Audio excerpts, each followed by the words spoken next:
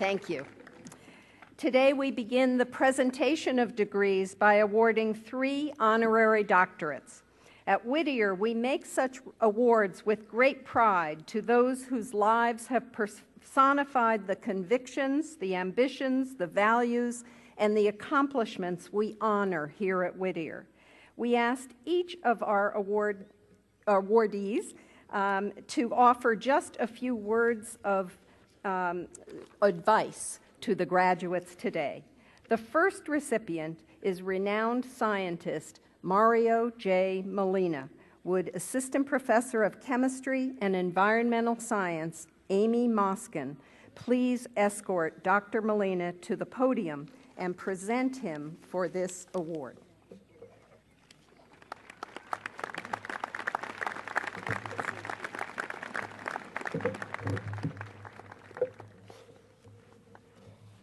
Mario Molina, you are a world-renowned atmospheric scientist, an activist for air quality and climate change issues, and an advocate for scientists in developing countries around the world. Your passion for science developed during childhood in Mexico City, when you converted a bathroom in your home into a laboratory. Your scientific investigations began studying paramecia and amoeba under a microscope and soon progressed to playing with chemistry sets and then more advanced chemical experience under the supervision of your aunt Esther Molina. In 1973, you began your postdoctoral fellowship at the University of California, Irvine with Professor Sherry Rowland. There you began a new project studying the fate of the seemingly inert chlorofluorocarbons that we had been emitting. This seminal work showed that the stratospheric ozone layer was in grave danger if we continued emitting chlorofluorocarbons, or CFCs. In 1974, you and Professor Rowland presented this work at the ACS, or American Chemical Society, national meeting, and also in a groundbreaking paper in the journal Nature. When your fellow scientists initially ignored the implications of your work, you began a campaign to educate the public and international governments towards a ban on CFCs. Thanks to your advocacy efforts, the United States and other nations began phasing out CFCs almost 10 years before the alarming discovery of the ozone hole over Antarctica. For this important work, you were awarded the Nobel Prize in Chemistry in 1995.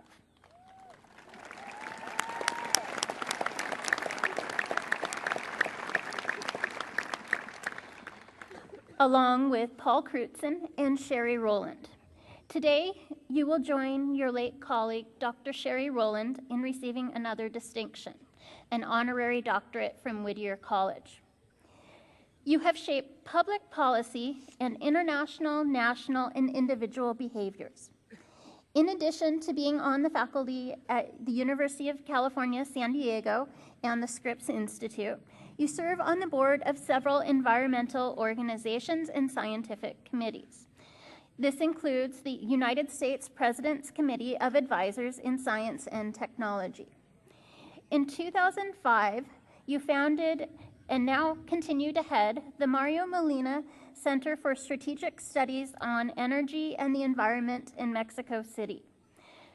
Through the years, you have been recognized not only as a leading scientist, but as a visionary for environmental protection, particularly in developing cities and nations. A review of your distinguished career reveals that you are a lifelong learner who enjoys exploring interesting problems in your discipline and also in society. You are someone who puts what you learn into action for the betterment of our world. These are traits that we seek to nurture in all of our students at Whittier College.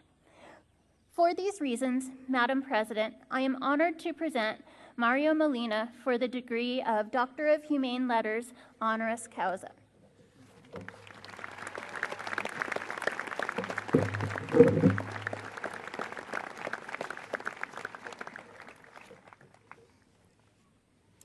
Mario J. Molina, upon the recommendation of the faculty and by the authority vested in me by the Whittier College Board of Trustees and the State of California, I hereby confer upon you the degree of Doctor of Humane Letters, honoris causa.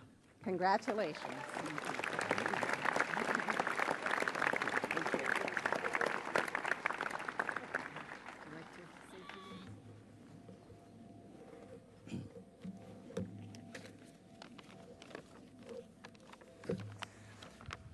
President Herzberger, members of the class of 2012, family and friends of the graduates, distinguished members of the faculty, ladies and gentlemen. I'm indeed very honored and delighted to receive this honorary degree from Whittier College and to have the opportunity to participate in this commencement ceremony today. It's a great day for all of us. I want to give you a brief personal perspective on a subject that will confront you throughout the next few decades. It's a preservation of the global environment. We have come to recognize only in the past few decades that the impact of human activities on the environment has reached truly global proportions. Of course, also in this past century, there has been enormous progress, particularly in industrial countries. The quality of life has increased in many ways. To name one, the average life expectancy has more than doubled in the past 50 years alone. On the other hand, in this same time period, the population of the world has also more than doubled. As you know, there are now already 7 billion people in the planet.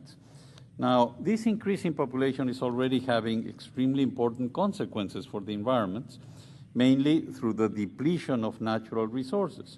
I'm sure you're familiar with many examples, such as the fact that the tropical rainforests have already been reduced to half their original area. Now, the atmosphere is also an essential natural resource of our planet, and it is quite vulnerable. What has been severely affected is its capacity to absorb large quantities of waste products from human activities without serious consequences. We have such as air pollution. The degradation of air quality is beginning to reach global proportions because it occurs so often and in so many places.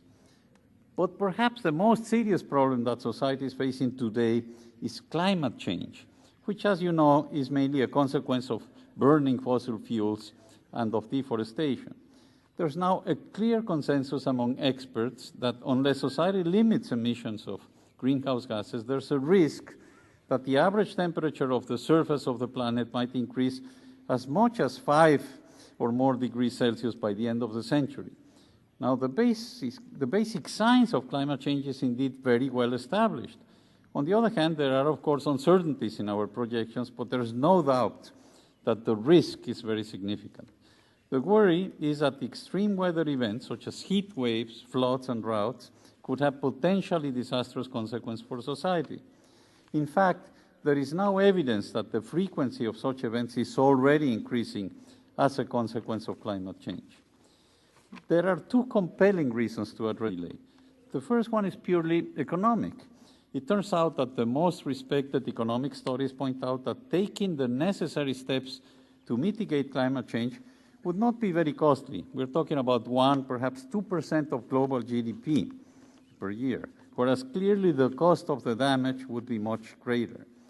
But the second reason is an ethical one. It would be highly irresponsible for our generation to leave a degraded environment for future generations, making it harder for them to enjoy a standard of living such as the one we have today. The conclusion is clear. We must change our view of the world, and we must adopt new ways of thinking so that we can expect a truly satisfactory future for mankind. It is imperative that the industrialized nations work together with the developing nations to offer sustainable options for sustained economic growth. But let me add a note of optimism and refer to the issue of the chlorofluorocarbons, the CFCs, and the ozone layer that we just heard about. The CFC problem has been essentially solved through the international agreement called the Montreal Protocol. As of 1996, the CFCs are no longer being manufactured in industrialized countries. And of course, we still have refrigeration, air conditioning, plastic foams, aerosol cans, and so on, but with new CFC-free technologies. We have thus an important precedent that tells us that humanity is indeed capable of solving global environmental problems.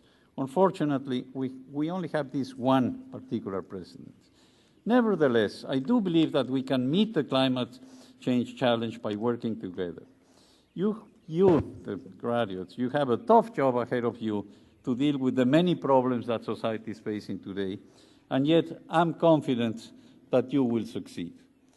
I congratulate each and every one of you, class of 2012, la clase del 2012, and I wish you the very best of luck in your careers. Thank you.